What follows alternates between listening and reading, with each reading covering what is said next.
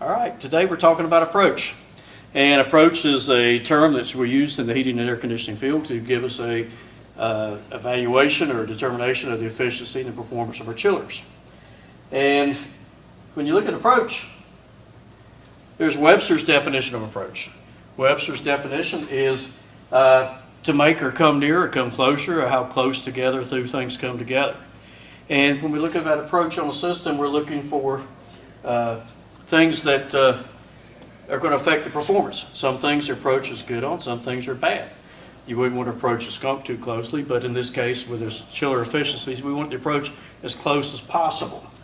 It also is not like the type of approach you would have if you went out to a bar at night and a singles bar or something like that. That's a different type of approach. It could even be more dangerous than the ones we're talking about. But ASHRAE's definition of approach is based on the heat transfer efficiency of heat exchangers. It's based on how efficient the units transfer heat, how close together the temperatures come together on the two sides of the heat exchangers where the fluids and the gases that are transferring heat.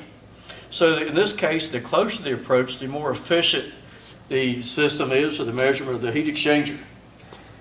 When we look at approach in the systems, we take those numbers and we compare those to design of the system. We take the numbers and compare that to design to see how good the heat transfer is and if it's performing as it was designed to perform. So by evaluating this and taking a measurement of it and using the definition and calculating it out, we compare the heat exchangers to see the efficiency in the evaporator in the system. We're transferring heat from the chill water and to the refrigerant. So in this case, the chill water always has to be at a higher temperature.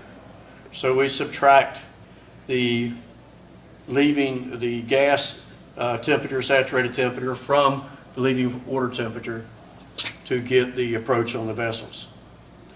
On the condenser, we look at the gas temperature, saturation temperature of the gas compared to the leaving water temperature.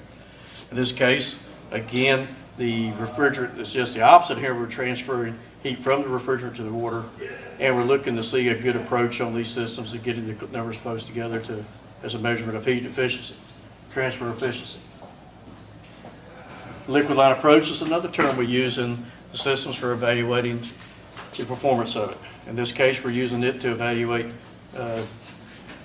the performance of the systems as far as scaling, fouling, and things like that. And this, we're comparing the entering condenser water temperature to the liquid line temperature. And in this case, the liquid line temperature would always be higher because we're transferring heat from the liquid refrigerant.